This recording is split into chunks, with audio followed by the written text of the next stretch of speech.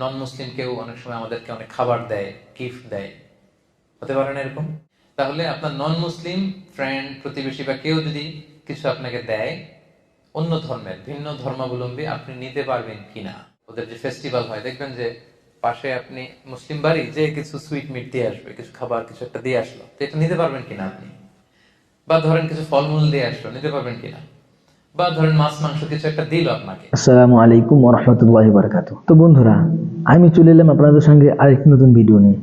তো আজকে আমরা যে ভিডিওটা দেখব, সেই ভিডিওর টপিক হচ্ছে যে আপনাকে যদি কোনো নন মুসলিম ব্যক্তি কোনো খাবার দেয়, আত্মীয় স্বজন হতে পারে বা বন্ধু বান্ধব হতে পারে, মানে নন মুসলিম, এক কথা হচ্ছে যে নন মুসলিম যদি কোনো কিছু খাবার দেয়, সেই খাবার আমরা খেতে পারবো কিনা। ভারতবর্ষের মধ্যে হিন্দু মুসলিম সবাই একসঙ্গে থাকে, একই গ্রামে থাকে। এখন আপনার কোনো বন্ধু আছে, ওদের বাড়িতে কোনো পুজো হচ্ছে, সেই পুজোর প্রসাদ আমার একটা ভালো বন্ধু আছে, ওকে দিয়ে আসি, তো সেই প্রসাদ আমরা খেতে পারবো কিনা সেটাই জানবো আজকে আমরা মিজানুর রহমান আজহারির কাছে। তো বন্ধুরা, ভিডিওটা খুবই ইন্টারেস্টিং হবে, আপনারা কেউ স্কিপ করবেন না। তো বন্ধুরা চলেন বেশি দেরি না করে ভিডিওটা শুরু করি। নন মুসলিম কেউ অনেক সময় আমাদেরকে অনেক খাবার দেয়, গিফট দেয়, হতে পারে না এরকম? এই যে মালয়েশিয়াতে তো কি হয়, দিওয়ালি হয় না, এখানে দীপাবলি বলে। ইন্টারন্যাশনালি তো এটা হচ্ছে দিওয়ালি।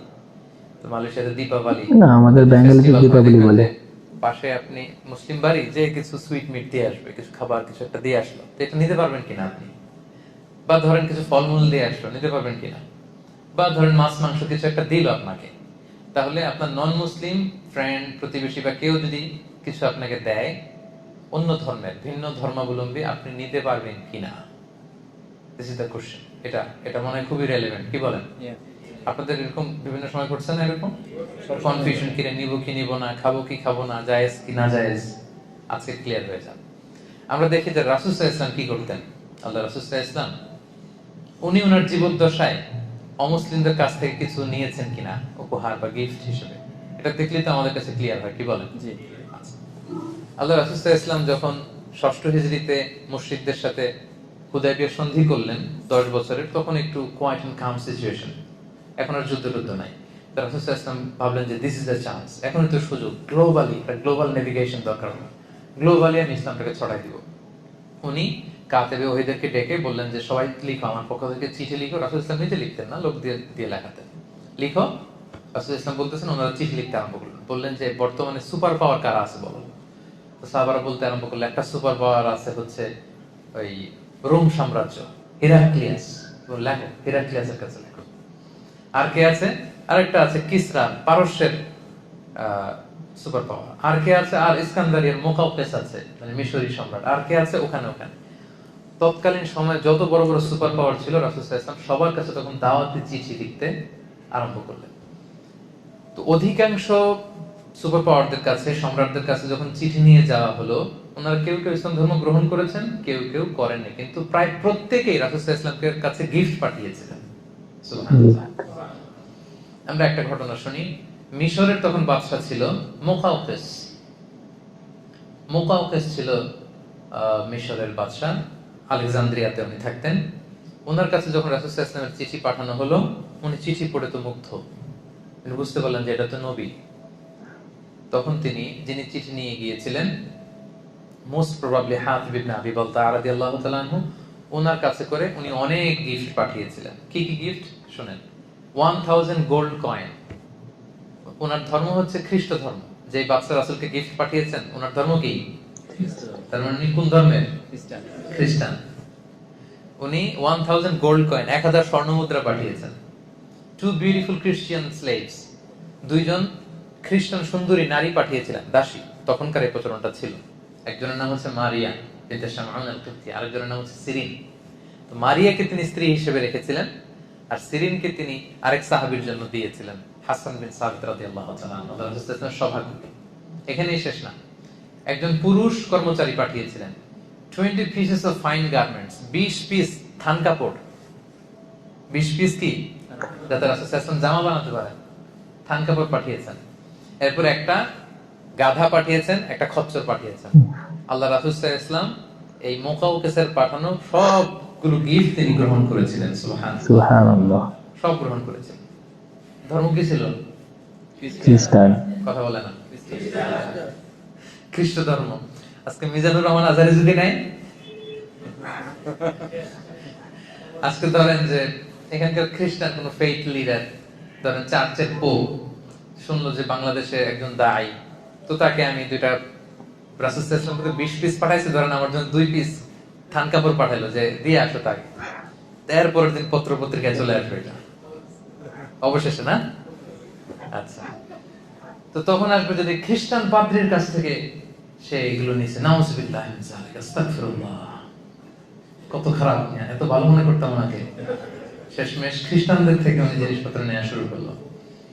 কিন্তু প্রফেট সাল্লাল্লাহু আলাইহি ওয়াসাল্লাম যে আসলে কি সুন্নাহ আমাদের জন্য রেখে গিয়েছেন, উনি আসলে কি করে গিয়েছেন, সেখান থেকে আমাদের শিক্ষাটা কি, ওইটাই আমাদের জানা নেই। মুকাওকিস সে খ্রিস্ট ধর্মের সম্রাট ছিল, খ্রিস্টান, তার পাঠানো গিফট রাসূল সাল্লাল্লাহু আলাইহি ওয়াসাল্লাম নিয়েছেন, শুধু নিজেই নেন নাই, এক সাহাবীর সাথে শেয়ারও করেছেন। আর বেশিরভাগ জিনিস রাসূল সাল্লাল্লাহু আলাইহি ওয়াসাল্লাম বিভিন্ন সময় দিয়ে দিতেন মানুষকে, এগুলো রিসিভ করেছেন, আর কিছু হয়তো রেখেছেন, বেশিরভাগই দিয়ে দিয়েছেন। তার মানে অন্য ধর্মের কেউ যদি আপনাকে কোনো গিফট করে আপনি নিতে পারবেন। এটা ক্লিয়ার হয়েছে? আরো ক্লিয়ার করব আমি সামনে। আলী রাদিয়াল্লাহু তাআলা আনহু উনি বর্ণনা করেন, মুসনাদে আহমদ ইবনে হাম্বলে হাদিসে এসেছে, উনি বলেন যে আহদা কিসরা লিরাসূলিল্লাহ সাল্লাল্লাহু আলাইহি ওয়াসাল্লাম ফাকাবিলা মিনহু ওয়া আহদা লাহু কাইসার ফাকাবিলা ওয়া আহদাত লাহুল মুলুকু ফাকাবিলা মিনহা। মানে রাসূল সাল্লাল্লাহু আলাইহি ওয়াসাল্লামকে কিসরা, কাইসার এবং যত যত রাজা বাদশারা যত গিফট রাসূলকে দিয়েছিলেন সবগুলো গিফট রাসূল সাল্লাল্লাহু আলাইহি ওয়াসাল্লাম গ্রহণ করেছিলেন। সুবহানাল্লাহ। এতগুলো খ্রিস্টানের কথা, তার মানে বাকিদের যদি হিসাব করেন দেখা যাবে যে কেউ ছিল ইহুদি, তারপর কিসরার সাথে ছিল অগ্নি উপাসক, কিসরার প্রধান সে কি ছিল? অগ্নি উপাসক, তাদের দেয়া জিনিসও কিন্তু রাসূল সাল্লাল্লাহু আলাইহি ওয়াসাল্লাম নিয়েছেন। এরপর আলী রাদিয়াল্লাহু তাআলা আনহু নিজে যখন খলিফা ছিলেন, অগ্নি উপাসকদের একটা আপনার ফেস্টিভ্যাল হয়, নাইরুজ বলে, ওরা কি বলে নাইরুজ, যেটাকে বাংলায় বলে নওরোজ, মানে নববর্ষ, নববর্ষের ওদের একটা ফেস্টিভ্যাল হয়, তখন আলী রাদিয়াল্লাহু তাআলা আনহুকেও তারা গিফট দিত, আলী রাদিয়াল্লাহু তাআলা আনহু সেই গিফট গ্রহণ করতেন। এবার আমরা মুসান্নাফে ইবনে আবি শাইবার একটা হাদিস শুনবো। আয়েশা রাদিয়াল্লাহু তাআলা আনহার কাছে এক নারী এসে বললেন, আম্মা জান, অগ্নি উপাসকরা তাদের নওরোজের প্রোগ্রামের সময় আমাদেরকে ভুনা পাখি উপহার হিসেবে পাঠায়। কি পাঠায়? ভুনা পাখি। আমরা কি এটা খাইতে পারবো? আম্মা জান আয়েশা বললেন, আম্মা মা যুবিহা লিযালিকাল ইয়াউম ফালা তাকুলু ওয়ালাকিন কুলু মিন আশজারিহিম। বলতেছে ওই দিন তাদের প্রোগ্রামে তারা যেটা জবাই করে, জবাইকৃত কোনো জিনিস খেতে পারবে না, বরং তাদের গাছের যে ফলমূল, শাকসবজি, এই সমস্ত মিষ্টান্ন যেগুলো দেয় এগুলো খেতে পারবা। তাহলে এখান থেকে আমরা বুঝতে পারলাম যে অন্য ধর্মের কেউ আপনাকে যদি মিষ্টি জাতীয়, চকলেট জাতীয় তাদের প্রোগ্রামে যা যা দেয় এগুলো আপনি খেতে পারবেন।